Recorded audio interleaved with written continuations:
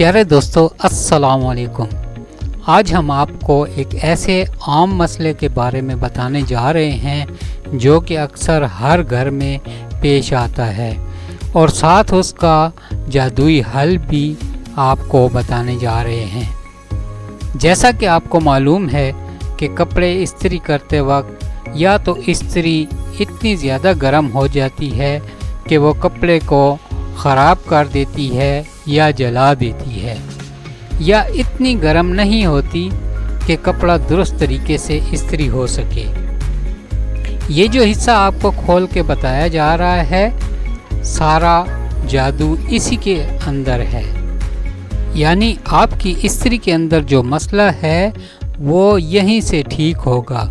चाहे आपकी इस्त्री ज़्यादा गर्म हो के कपड़े को जला रही है या ज़्यादा गर्म नहीं हो रही, उसका हल जो है वो इसी हिस्से में मौजूद है, जिसकी तफसील हम आपको अभी बताएंगे।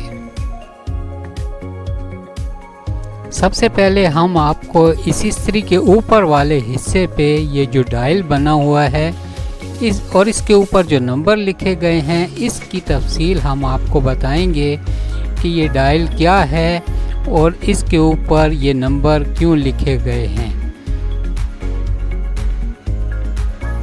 दरअसल इस डायल के ऊपर लिखे गए नंबरों का ताल्लुक उन कपड़ों से है जिन्हें आप इस्त्री करने जा रहे हैं। वो कपड़े कौन सी किस्म के हैं और जिस कपड़े को आप इस्त्री करने जा रहे हैं उसके लिए वेरिएबल रेजिस्टेंस को किस नंबर पर रखा जाएगा ताकि मतलूबा कपड़ा दुरुस्त तरीके से इस्त्री हो सके।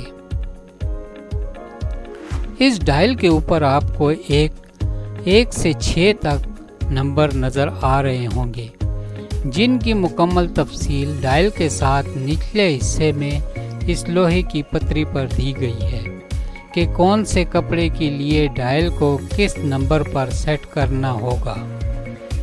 तो आइए हम पहले आपको इस तफसील के मुतालिक आगाह करें। डायल के मुताबिक इस प्लेट के ऊपर लिखी गई तफसील कुछ यूँ है। नंबर एक पर बिल्कुल बारीक और हल्के कपड़े मसलन एसीटेट, एक्रेलिक वगैरह इस्त्री कर सकते हैं। नंबर 2 पर सिल्क, पॉलिएस्टर वगैरह इस्त्री कर सकते हैं। नंबर 3 पर नायलॉन वगैरह इस्त्री कर सकते हैं। नंबर 4 पर ऊनी कपड़े इस्त्री कर सकते हैं।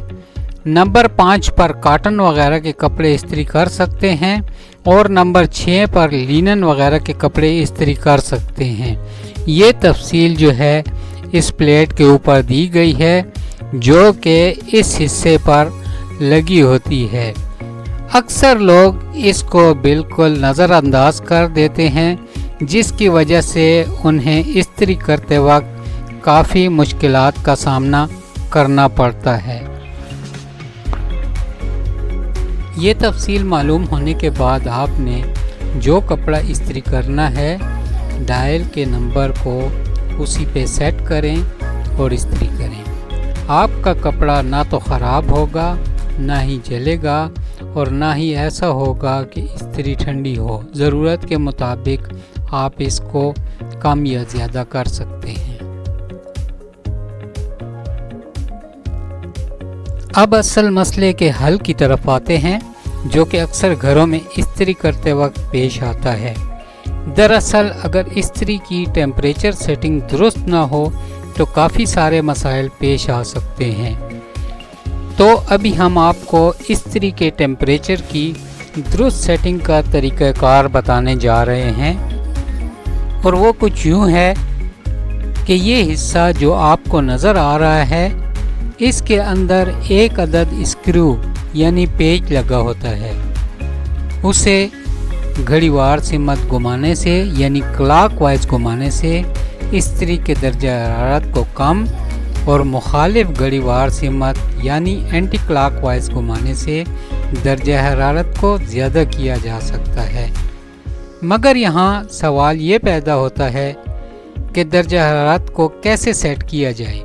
तो इसका जवाब कुछ यूँ है کہ جب ڈائل 1 نمبر پر آپ لے آئیں تو استری کا بلب آن ہو جانا چاہیے۔ اگر ڈائل 1 نمبر پر پہنچنے سے پہلے استری کا بلب آن ہو جائے تو اس کا مطلب ہے کہ جب ڈائل 6 پر جائے گا تو استری بہت ہی زیادہ گرم ہونے کی وجہ سے کپڑا جلائے گی یا خراب کرے گی، اور اگر ڈائل 1 نمبر پر پہنچنے پر استری کا بلب آن نہ ہو تو استری مطلوبہ کپڑے کو درست طریقے سے پریس نہیں کرے گی۔ اس لیے آپ نے ڈائل کو 1 نمبر پر رکھ کر استری کے اندرونی حصہ میں دکھائے گئے پیچ کو دائیں یا بائیں گھمانا ہے یہاں تک کہ ڈائل نمبر 1 پر ہو اور استری کا بلب آن ہو جائے تو آپ کی استری درست طریقے سے کام کرے گی۔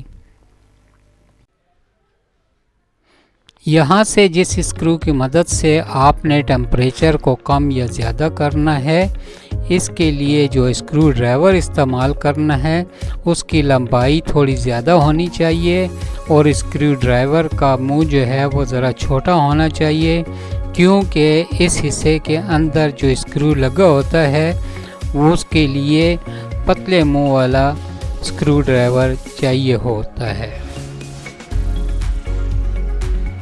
دوستو، آج ہم نے آپ کو آٹومیٹک استری کے ایک اہم مسئلے کا حل بتا دیا ہے۔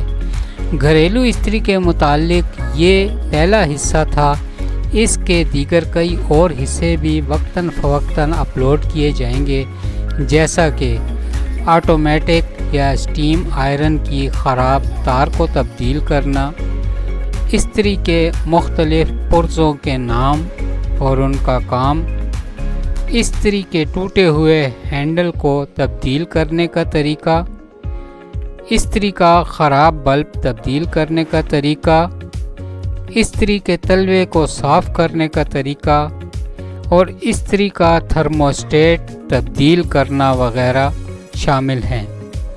دوستو، اگر آپ کو ہماری یہ ویڈیوز پسند آئی ہوں تو اس کو لائک کریں اور شیئر کریں، اور اگر آپ نے ہمارا چینل ابھی تک سبسکرائب نہیں کیا تو اسے سبسکرائب کریں تاکہ آپ کو مزید اچھی فنی تعلیمی ویڈیوز دیکھنے کو مل سکیں۔ اس کے ساتھ ہی اب شبیر حسین کو اجازت دیجیے گا، اگلی ویڈیوز کے ساتھ دوبارہ ملاقات ہوگی۔ اللہ حافظ۔